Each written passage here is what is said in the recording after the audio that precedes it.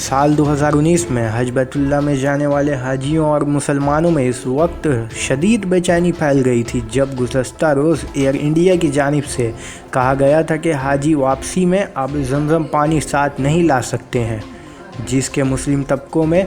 अस्तराफ़ी कैफियत तारी हो गई थी। लेकिन इस ऐलान के बाद अब एयर इंडिया की तरफ से इसके तर्जुमान ने बयान जारी करते हुए कहा है कि हाजी अपने सामान के साथ आब ज़मज़म ला सकते हैं। साथ ही तर्जुमान ने एयर इंडिया की जानिब से दिए गए पहले बयान पर माज़रत भी करी